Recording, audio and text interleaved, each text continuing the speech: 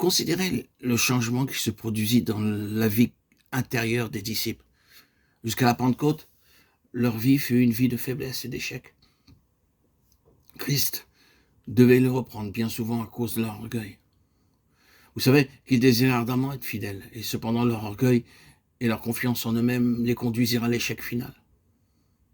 Pierre dit à Jésus, « Quand il me faudrait mourir avec toi, je ne te renierai pas. » Et tous les disciples dirent la même chose, Matthieu 26, 35. Et pourtant, quelques heures après, ils l'abandonnèrent, et Pierre le renia. Tel fut le résultat de l'orgueil et de la confiance en soi-même. Ils ne savaient pas combien leur propre nature était mauvaise. Jésus avait tout fait pour leur enseigner l'humilité, mais il avait échoué. Et de là venait leur faiblesse.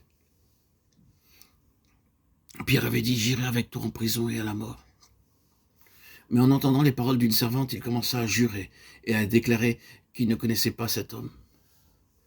Quelle profonde faiblesse. Mais quel changement à la Pentecôte. Je ne dirais pas qu'ils remportèrent la victoire sur le péché, car je ne pense pas que ce fut le résultat d'un combat. Mais quand le Saint-Esprit, l'Esprit de Dieu, vint dans leur vie, ils furent remplis de la force et du pouvoir du Christ vivant, de celui qui nous sauve du péché.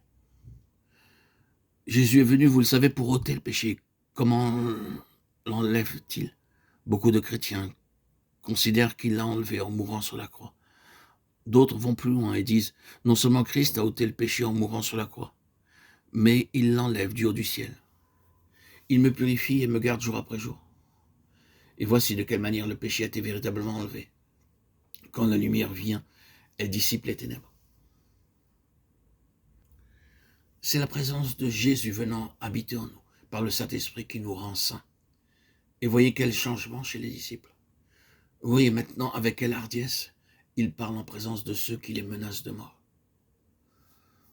Nous devons obéir à Dieu plutôt qu'aux hommes, disent-ils. On les jette en prison et ils chantent des cantiques au milieu de la nuit. Oh, quel merveilleux changement le Saint-Esprit a apporté dans leur vie. Qu'est-ce que cela doit nous enseigner?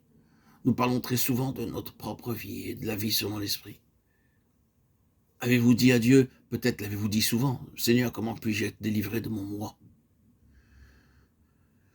Eh bien, cela vous a-t-il été révélé? Le doigt de Dieu a-t-il atteint les profondeurs de votre cœur?